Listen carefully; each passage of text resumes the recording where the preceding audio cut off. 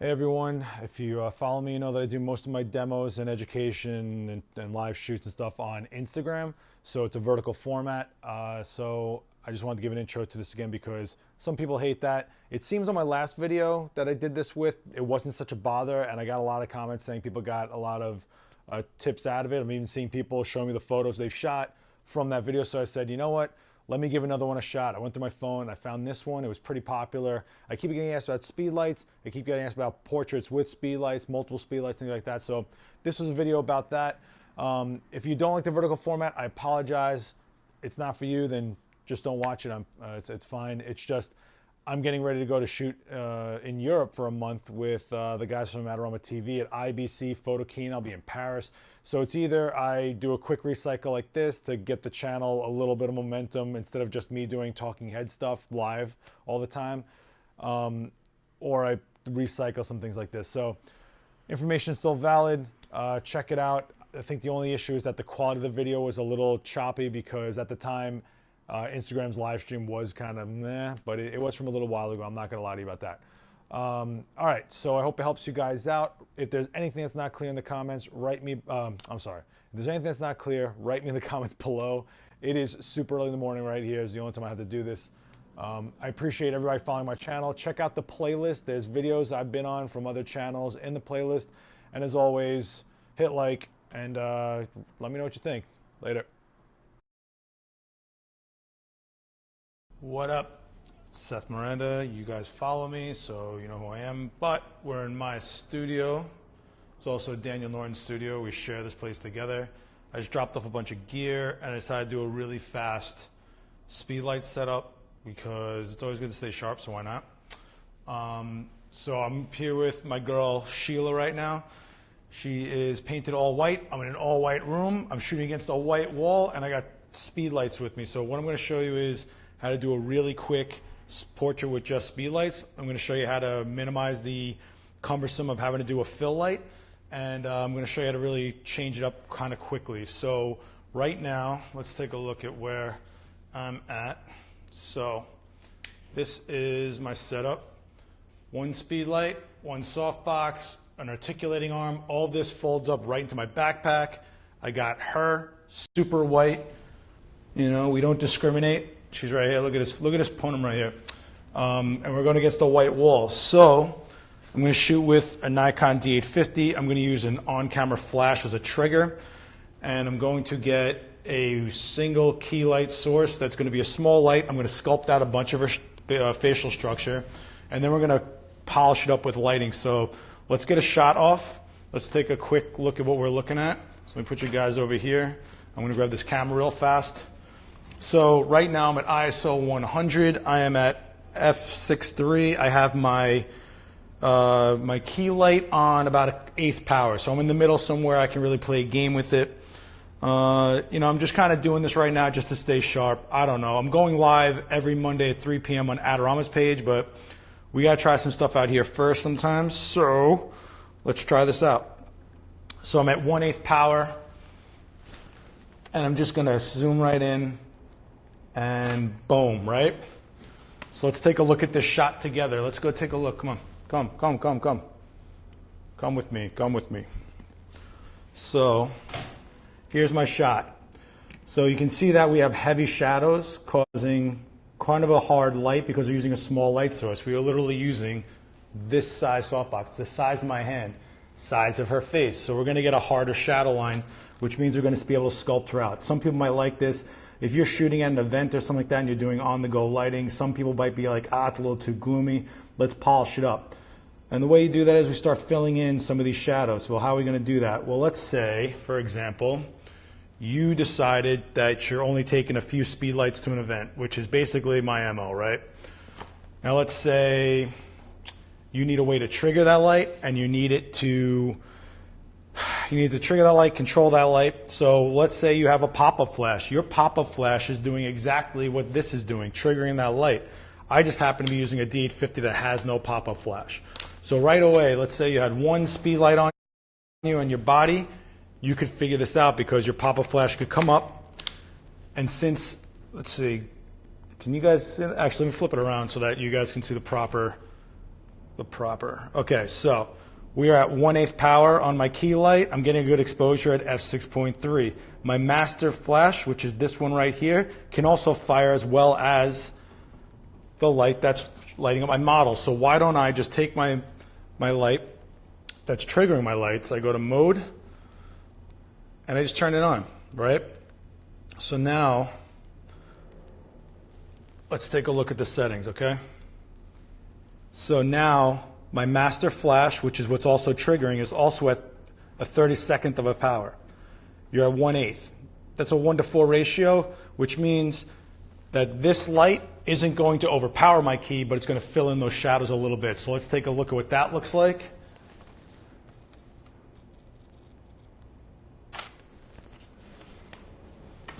Let's take a look. Come on, calm. Let's take a look, right? So now we have filled in shadows. See how it breaks up here? Let's compare them together. You can see that this was the first shot. Here's the second shot. You can see that we're starting to glamorize this light up by breaking up those shadows. We're starting to see some of the neckline. Neck's gone here. This is falling to black. We're starting to see that cheekbone come into play.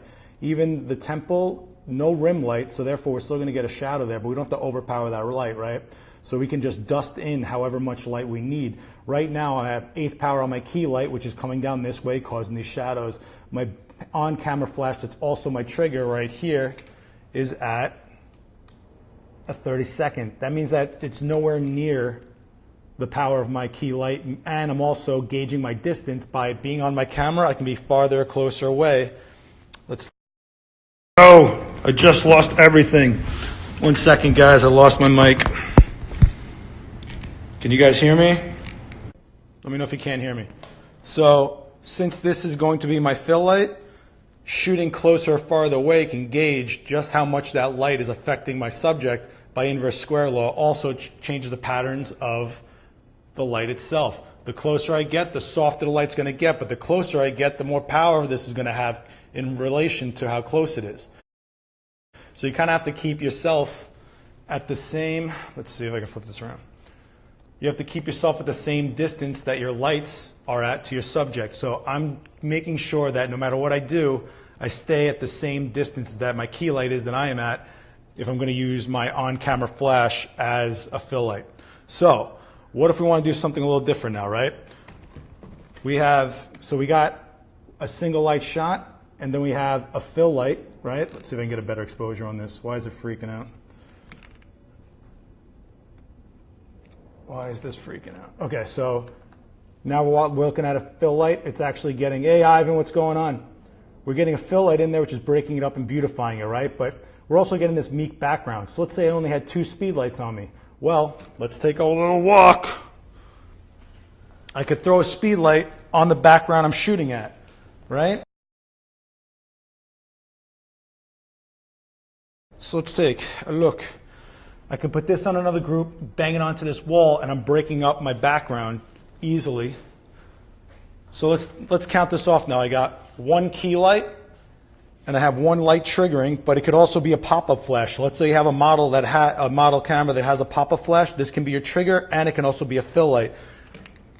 Your key light with a fill on camera, right there. We already cleaned up the situation, but let's make this background something a little more interesting, right? So let's take a look at that. I'm going to put you guys down for a second. Don't freak out. Don't freak out. Stop freaking out. Okay. So now what I'm going to do is I'm going to put on the group for that light. So I'm at A for this. I'm at my master for this, and I'm cleaning up that light. But if I go in, so I set that far flash to group C, which means I can control that independently of everything else. Let's do this. So I'm going to go to group C, and here's what my formula is personally. I'm going to match group C to my fill light. So if I'm at 32nd of a power on my fill light, I'm going to put 32nd on this, because then I at least know that that exposure is showing up one way or another. So let's do this. Okay.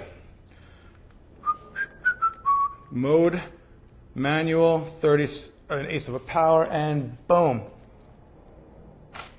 So now, let's take a look at this shot together. Now I have a gradated background, and I could play with this, right? I can increase my exposure, I could change the angle of that light, I could physically lift that light and make this a completely whited out background. We started out here, I went to here to clean up the shadow, so right there you can see a huge difference, right? She's got too much shadow on her face. If you don't want that hard of a light, you can clean it up with a little bit of fill light, and then we make it a little bit more upbeat with an exposure on the background. I could even downplay this a little more. Let's lower the power on and see more of a gradation, yeah? You guys getting this? Any questions so far? Nothing? No? Well, fine. Then we're not going to have questions ever. All right. Okay, so what I'm going to do now is I'm going to lower the power of the flash in the background and make more of a gradation happen, okay? So let's do that. I'm going to split it in half a little bit. Again, I'm keeping the same distance as my key light so that the light on my flash, on my camera itself, doesn't turn into another exposure that I'm ready for. And voila. More of a gradated background, see? So we just went from this grim shot to cleaning it up to making a bright background, or we can just gradate the background. So we started here and we ended up here, and all I used was 2 Speedlights.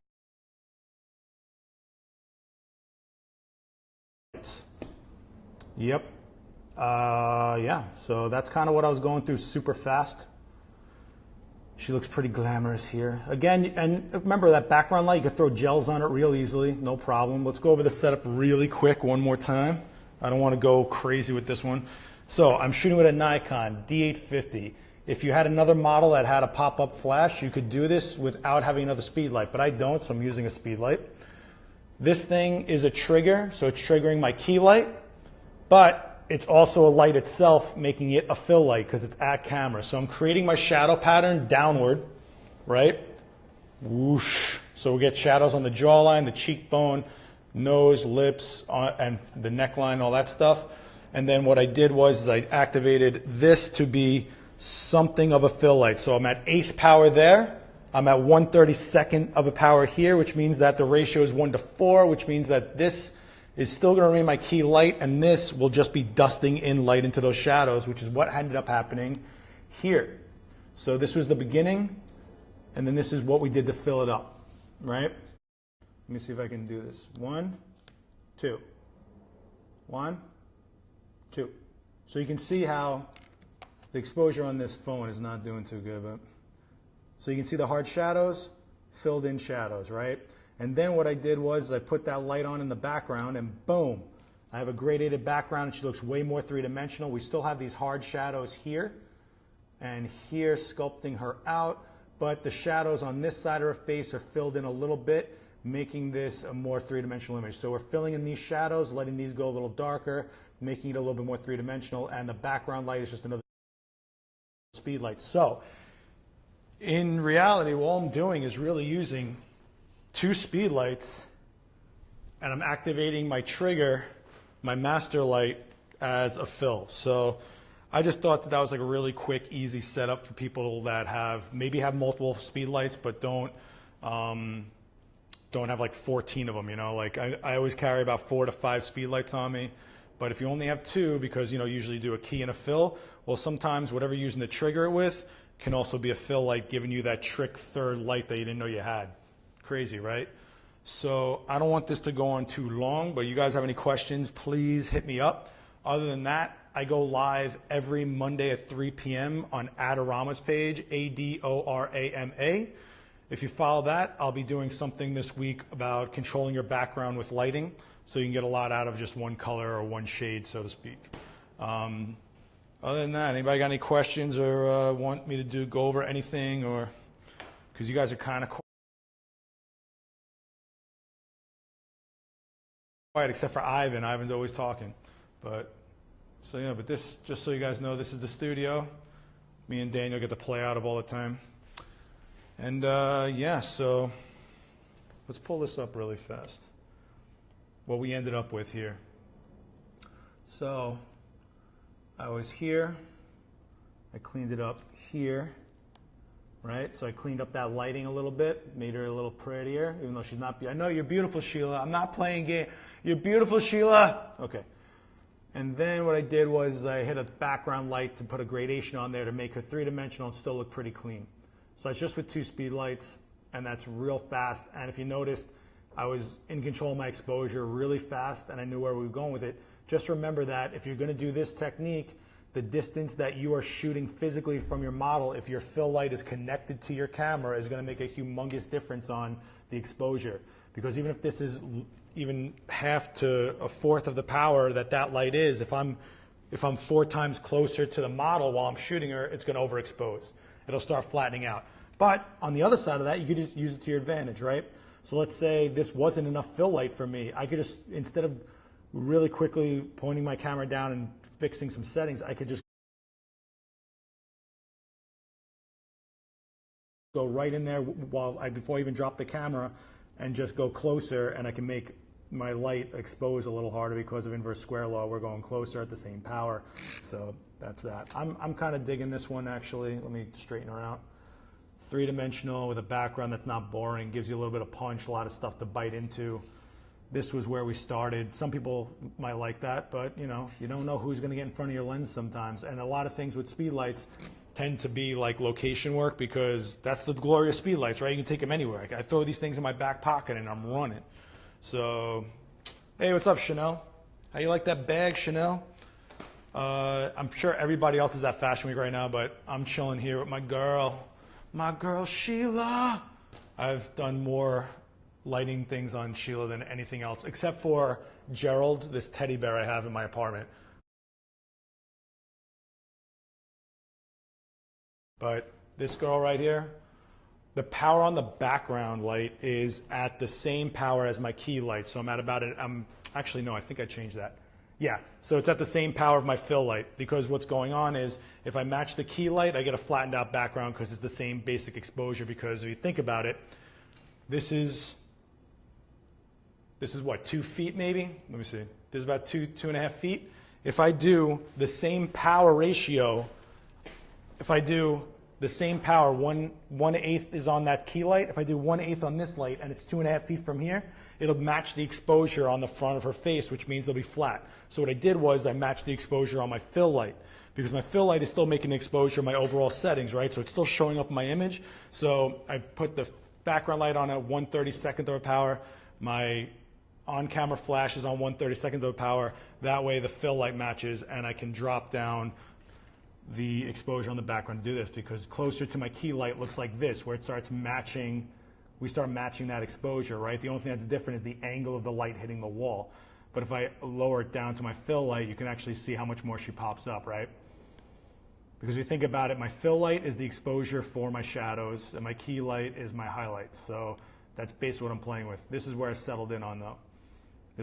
I know I went a little convoluted on that one. That was a little wild, but Sheila, she's like, hey guys, you got any questions? I'm back from the 80s. I'm chilling. So, yeah, that was just a quick one. I'm here in the studio. I figured, why not play games a little bit with you guys? I want to thank all you guys for following me. You've been great. Check out my online store. You can see some images I've shot over the years on some really cool merch. I appreciate everyone that's been buying some merch on the store. That's been awesome of you guys.